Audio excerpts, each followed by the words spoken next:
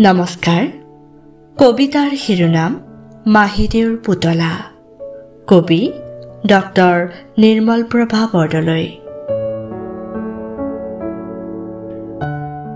আমাৰ ওচৰতে মাহিদেউৰ ঘৰ।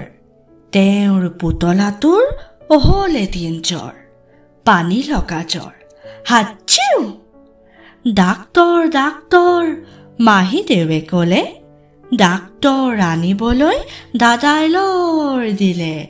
দৌৰ দৌৰ দৌৰ, টক টক টক। দুৱাৰত ডাক্তৰে কৰে টক টক। পুতলাই ভয় খাই কপে থক থক। ভয় নাই, ডাক্তৰে ক'লে। লাহেকৈ পুতলাক বেজী এটা দিলে। আইও! দৰৱ খালে, গাখীৰ খালে, জ্বৰ ভাল হ'ল। হাঁহি হাঁহি পুতলা খেলিবলৈ গ'ল। ধন্যবাদ।